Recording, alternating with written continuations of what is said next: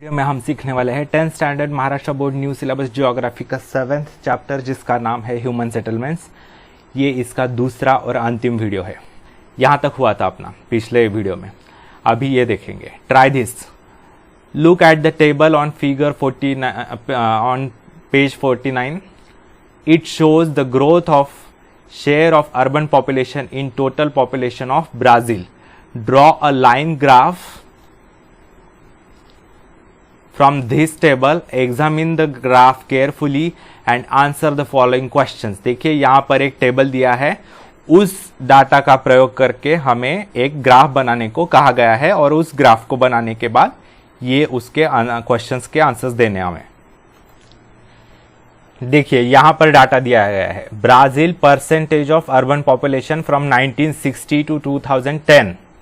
देखिए यहाँ पर ईयर्स दिए गए हैं, 1960, 1970, 1980, 1990, 2000, 2010 और कौन से वर्ष में कितना परसेंट अर्बन पॉपुलेशन थी ये नीचे दिया गया है। देखिए अर्बन पॉपुलेशन 1960 में ब्राजील की थी 47.1%, 1970 में थी 56.8%, 1980 में थी 66, 74.6, 81.5, 84.6 ऐसे अर्बन पॉपुलेशन है।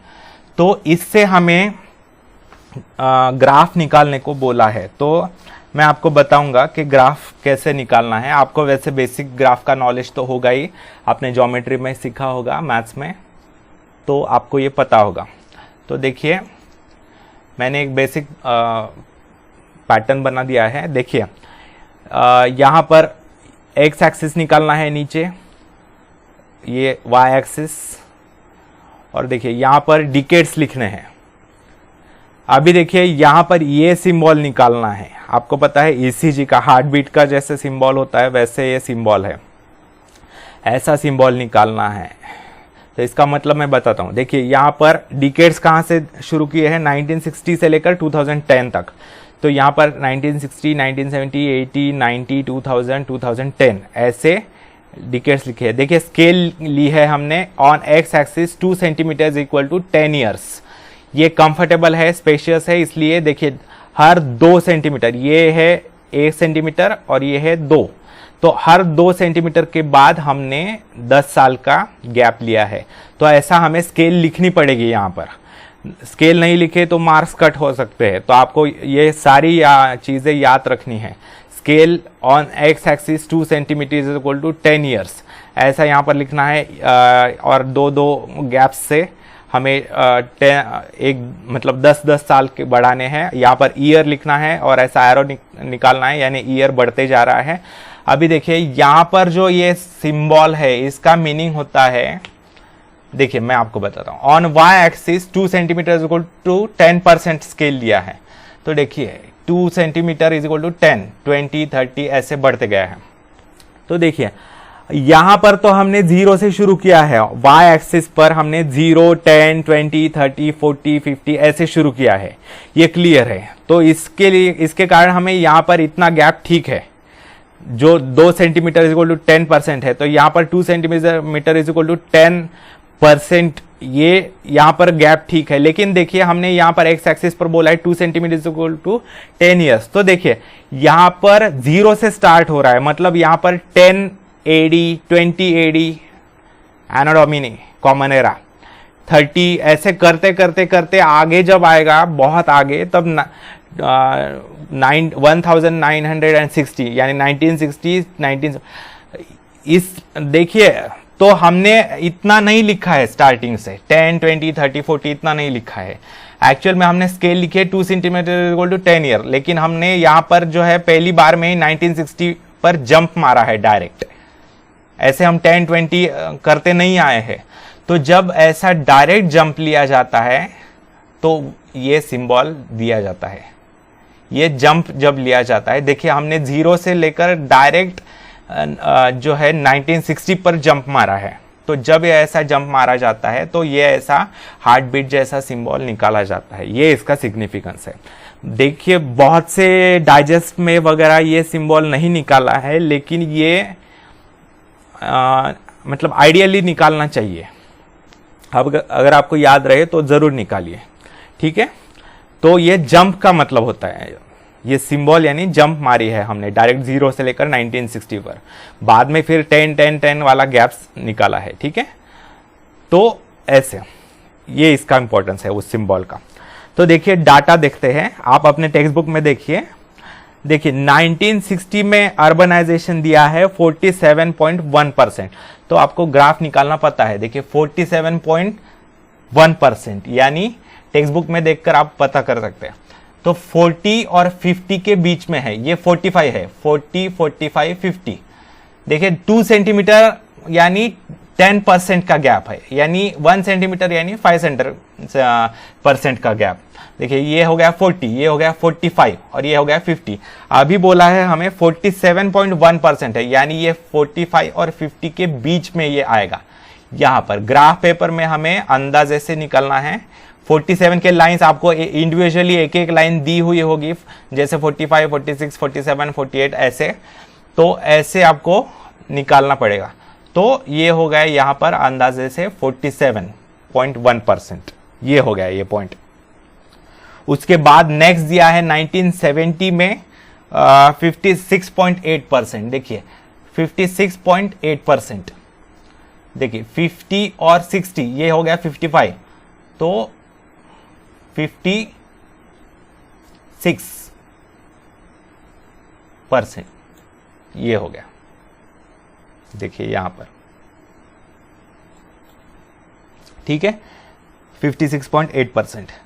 नेक्स्ट है 1980 में 66%, 1980 में दिया गया है 66%। देखिए ये हो गया 60, ये हो गया 65, तो ये हो गया 66, थोड़ा सा ऊपर उससे 65 से, ठीक है। फिर 1990 में कितना है, 1990 में है 74.6%। देखिए 1990 में है 74, ये हो गया 75 और उससे थोड़ा सा नीचे यानी हो गया 74.6%, ठीक है। फिर नेक्स्ट है 2000 में कितना है 81.5%, 81.5%। देखिए ये हो गया 80% और उससे थोड़ा सा ऊपर यानी यहां पर, ठीक है। और उसके बाद हो गया 2010 में है 84.6%, 84.6 यानी 85 से नीचे थोड़ा सा यहां पर, ठीक है। तो ये पॉइंट्स मार्क करना हो गया 1960 70 का, ये जो है ऐसे पॉइंट्स मार्क करने पड़ेंगे। और ये जो पॉइंट्स है बाद में हमें लाइन से ज्वाइन करने हैं, ऐसे स्केल से आप ज्वाइन कर सकते हैं 2 पॉइंट्स। देखिए यहां पर ऐसे, ये क्लियरली दिखे इसलिए मैं बड़ा कर रहा हूं इन्हें।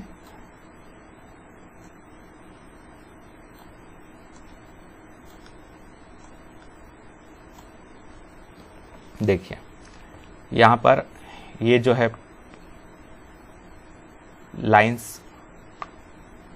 लाइन से ज्वाइन करना है ये, ठीक है। आप चाहे तो यहां पर जो परसेंटेज है वो लिख सकते हैं, ठीक है। जैसे यहां पर लिख सकते हैं आप 47.1%, यहां पर लिख सकते हैं 56.8%, जितना भी है वो आप लिख सकते हैं, ठीक है।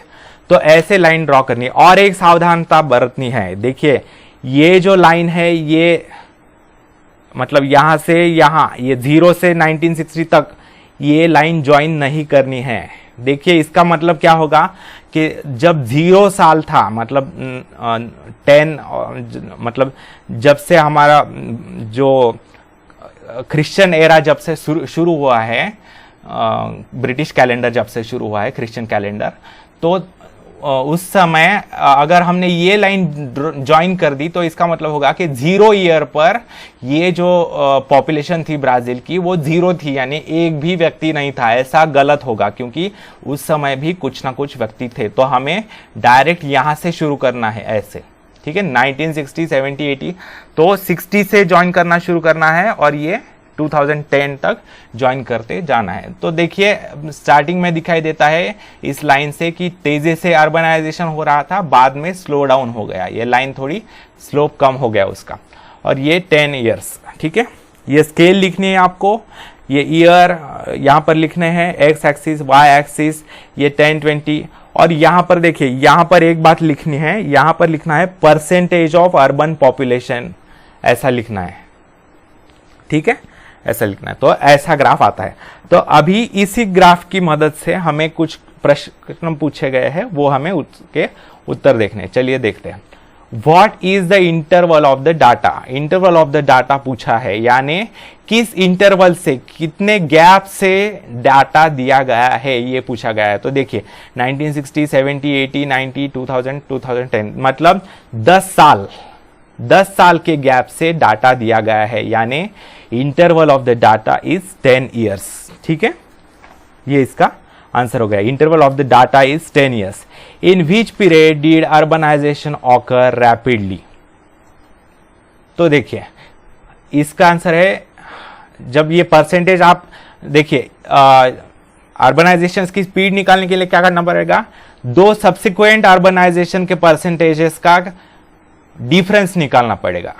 ये मतलब यानी 56.8 माइनस 47.1%, 66 माइनस 56.8%। तो ऐसे निकालने के बाद जो है ये जो डिफरेंस है 60 और 70, 1960 और 1970 के बीच में, ये डिफरेंस सबसे अधिक आता है, ठीक है। तो यानी सबसे ज्यादा तेजी से रैपिडली अर्बनाइजेशन 1960 से लेकर 1970 के बीच में हुआ था। In which period did urbanisation occur rapidly, तो इसका आंसर है 1960 से लेकर 1970। ये आपको डिफरेंसेस निकालकर पता चल जाएगा, जिसका डिफरेंस सबसे ज्यादा होगा वो सबसे तेजी से अर्बनाइज हुआ, ऐसा। तो right 5 sentences analysing the graph, ऐसा लिखा है। यानी देखिए ऐसा बोल सकते हैं हम, क्या बोल सकते हैं कि initially in the 60-70s decades urbanisation was faster in Brazil and slowly, मतलब बाद में लेटर इट स्लोड डाउन, ठीक है, इन द लेटर डिकेड्स, ठीक है। और बाद में क्या कह सकते हैं कि urbanisation in Brazil is more than that in India, ठीक है। और धीरे धीरे अर्बनाइजेशन की स्पीड जो है वो कम होते जा रही है, ठीक है। और most of the urban population है, ब्राजीलियन पॉपुलेशन जो है मोस्ट ऑफ द 84.6% वो जो है वो अर्बन है, यानी शहरों में, नगरों में रहती है, ठीक है। ये हम लिख सकते हैं, 5 सेंटेंसेस आप मन से लिख सकते हैं। तो चलिए आगे बढ़ते हैं। Geographical explanation. Brazil is one of the few developing countries which is highly urbanised. Brazil एक कम देशों में से एक है ऐसे जिनमें सबसे ज्यादा अर्बनाइजेशन हो चुका है। Brazil substantial urban growth process is unique and one of the underlying factors contributing to its present day rapid economic growth। देखिए ब्राजील में अर्बनाइजेशन काफी हो चुका है, इसके कारण इसकी इकोनॉमिक ग्रोथ भी काफी तेजी से हो रही है। Today about 86% of the Brazilian population lives in urban areas। आज जो है नियरली 86% पॉपुलेशन जो है ब्राजील की वो अर्बन एरियाज में, शहरों में रहती है। Definition of urban is not very clear in Brazil. देखिए ब्राजील में भी अर्बन की डेफिनेशन वेरी क्लियर, ठीक ठाक क्लियर नहीं है, मतलब अर्बन पॉपुलेशन का जो है डेफिनेशन उनके गवर्नमेंट ने क्लियर किया नहीं है इतना। In Brazil, rapid urbanization happened mainly in the south and southeast, with Sao Paulo emerging as a major metropolitan and industrial area। Sao Paulo एक बहुत बड़ा शहर है ब्राजील का। साउथ और साउथ ईस्ट ऑफ ब्राजील में मोस्ट ऑफ द अर्बनाइजेशन हुआ है, मोस्ट ऑफ द पॉपुलेशन जो है उनकी वो साउथ और साउथ ईस्ट रीजन में कॉन्सेंट्रेटेड है। Looking at this growth in few parts of the country, the government is promoting Go West policy, which to reduce pressure on few areas where population is concentrated and will reduce regional imbalance in the country। तो देखिए most of the population जो है Brazil की वो जो है south और south east regions में ही कॉन्सेंट्रेटेड है। इसके कारण क्या होता है, वेस्ट रीजन में बहुत कम पॉपुलेशन है, वहां पर इतना लोग नहीं रहते। तो ब्राजीलियन सरकार जो है वो अब गो वेस्ट पॉलिसी अपना रही है, यानी वेस्ट की तरफ बढ़ो, यानी वेस्ट की तरफ रहना शुरू करो, ऐसा लोगों को प्रमोट कर रही है, वो प्रोत्साहन दे रही है लोगों को, ताकि जो रीजनल इम्बैलेंस है, जो वेस्ट ईस्टर्न तरफ जो लोड आ रहा है शहरों पर वो कम हो सके। Study the choropleth map of Brazil showing the state-wise urban population of Brazil and answer the following questions. देखिए नेक्स्ट पेज पर जो है choropleth मैप जो है वो दिया गया है, उसको देखकर हमें जो क्वेश्चंस पूछे गए हैं उसके आंसर्स देने हैं। ठीक है, तो चलिए देखते हैं। तो पहला क्वेश्चन है which states region are the most urbanised. Brazil में कौन से रीजन सबसे अधिक अर्बनाइज्ड है, ये पूछा गया है। देखिए यहां पर देखते हैं हम कौन से रीजन से। देखिए यहां पर ये जो है इंडेक्स दी गई है, तो उसमें देख सकते हैं ये सबसे लाइट शेड जो है सबसे कम अर्बन पॉपुलेशन का परसेंटेज है, और सबसे डार्क जो है वो सबसे अधिक अर्बन पॉपुलेशन वाला है। तो देखिए यहाँ पर हमें बस ये देखना है कि कौन से रीजन्स में सबसे अधिक अर्बनाइजेशन हुआ है, यानी सबसे डार्क कौन सा रीजन है। तो ये है नेशनल कैपिटल रीजन ब्रासिलिया, और ये गोयास और साओ पाउलो और एस्पिरिटो सैंटो, ये जो है रियो डे जानेरो, ये रीजन्स जो है सबसे ज्यादा अर्बनाइज्ड है। ठीक है, क्योंकि ये सबसे डार्क कलर के हैं। चलिए next question. Which states region are the least urbanise, सबसे कम अर्बनाइज कौन से रीजन्स है ये पूछा गया है। देखिए सबसे लाइट शेड यानी, तो ये देखिए ये पैरा, ये मारानहो, पियांगयुई, ये जो है ये 3 स्टेट्स जो है वो सबसे कम अर्बनाइज्ड है। ठीक है, उसके बाद चलिए, और यहां पर ग्रीन बॉक्स दिया है वो देखते हैं। Colours of both, compare the line graph shown in figure 7.5 and the one drawn by you for Brazil. देखिए यानी जो इंडिया की लाइन ग्राफ दिया गया है और जो हमने ब्राजील का निकाला है वो कंपेयर करके 5 लाइंस लिखने को बोला है दोनों कंट्रीज में। देखिए हमारे यहाँ जो है अगर लाइन ग्राफ देखोगे तो हमारे यहाँ अर्बनाइजेशन का रेट फास्ट होते जा रहा है, अर्बनाइजेशन की स्पीड जो है इंडिया में बढ़ते जा रही है, तेजी से दिन ब दिन तेजी से होता जा रहा है। उल्टा ब्राजील में जो है वो अर्बनाइजेशन, अगर आप ग्राफ में देखोगे तो ब्राजील में अर्बनाइजेशन की स्पीड जो है वो कम होते जा रही है दिन ब दिन। ठीक है, जो इंडियन अर्बन पॉपुलेशन है वो काफी कम है, 31% है कुछ तो, और ब्राजीलियन जो है वो 84-86% है। तो ऐसे आप लिख सकते हैं।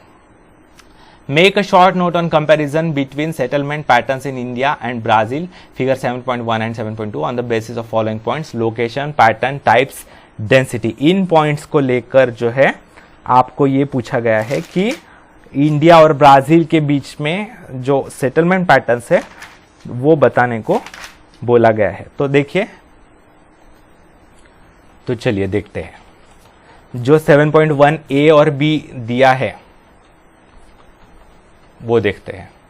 देखिए ये जो है 7.1A और B, ये जो 7.1A जो है वो रिवर के पास है, हमने देखा है लोकेशन जो है वो रिवर बेसिन है, और ये जो है वो डेजर्ट में है। ठीक है, उसके बाद नेक्स्ट 7.2A और B देखते हैं।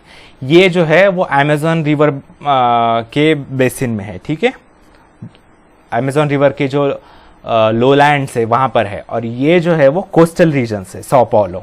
ठीक है, कोस्टल ब्राजील। ठीक है, ये हो गए लोकेशंस। फिर है पैटर्न्स। पैटर्न्स क्या है देखिए, देखते हैं। हमने देखा है पहला जो है ये 7.1A जो है वो न्यूक्लिएटेड है, कॉन्सेंट्रेटेड है एक जगह पर। ये जो है डिस्पर्स्ड है, स्कैटर्ड है। ठीक है, 7.1B, और ये भी है 7.2A जो है वो भी डिस्पर्स्ड है, और 7.2B जो है वो न्यूक्लिएटेड है। ठीक है, इस तरह के हैं। टाइप्स ऑफ सेटलमेंट्स पूछे हैं नेक्स्ट इसमें, तो कौन से है देखिए।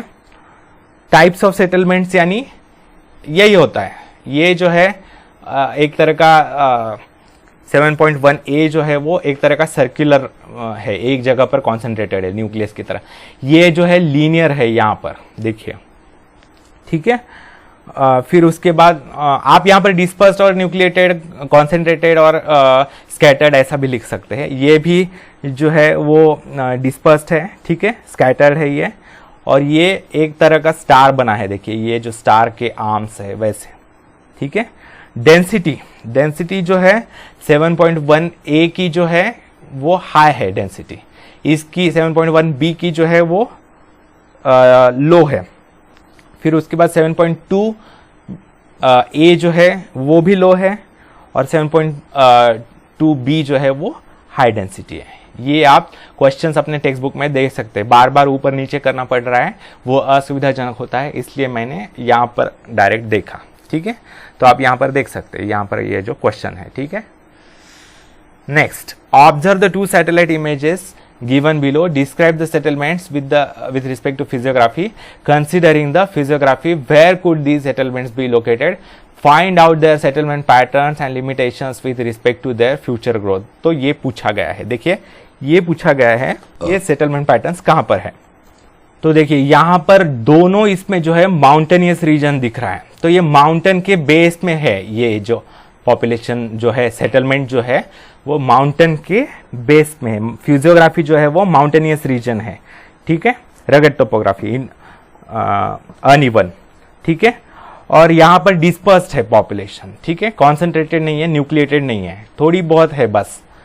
ठीक है, और यहाँ पर जो माउंटेनियस रीजन है इसके कारण पहुंचना काफी कठिन है, इनएक्सेसिबिलिटी के कारण यहाँ पर जो है पॉपुलेशन ग्रोथ का जो फ्यूचर है वो काफी स्कोप कम है पॉपुलेशन ग्रोथ होने का। ठीक है, तो ये इसके आंसर्स है। चलिए आगे बढ़ते हैं।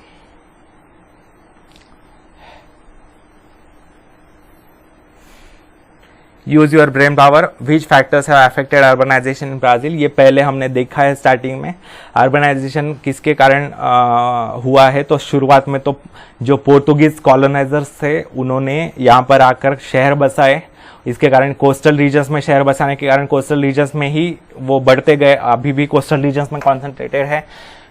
इसके कारण अर्बनाइजेशन कोस्टल रीजन्स में है, और जो इंटीरियर रीजन है, जो अमेज़न रिवर बेसिन है, जो अमेज़न के जंगल से रेन फॉरेस्ट, वहाँ पर काफ़ी कम है, क्योंकि वहाँ पर एडवर्स कंडीशन है रहने के लिए। ठीक है, geographical explanation, as you can see from the map, urbanization has occurred more in the coastal states than the states in the interior of the country. तो यहाँ पर हम देख सकते हैं कोस्टल रीजन्स में ज्यादा पॉपुलेशन कॉन्सेंट्रेटेड है settlements compare to the interior reason.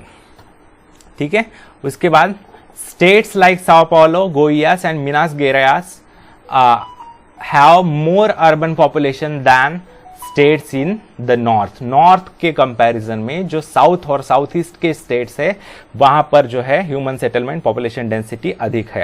As population is less in Amazon basin and Brazilian highlands, urbanisation is also less. यहाँ पर चूंकि यहाँ पर पॉपुलेशन ही कम है, यहाँ पर एडवर्स कंडीशन है रहने के लिए, प्रॉपर कंडीशंस नहीं है, तो यहाँ पर पॉपुलेशन कम होने के कारण ह्यूमन सेटलमेंट्स भी कम है। ठीक है, उसके बाद in this part Manaus is a part on the confluence of the Negro and Amazon. Urbanization has occurred here. Manaus region में जो है वो population ज़्यादा concentrated है यहाँ पर। ठीक है, तो आपको ये बोला गया है write a paragraph on settlement pattern urban and rural settlement pattern urbanisation in India and Brazil. ये आप चैप्टर स्टडी करके लिख सकते हैं। तो ठीक है दोस्तों, यहाँ पर ये चैप्टर खत्म होता है।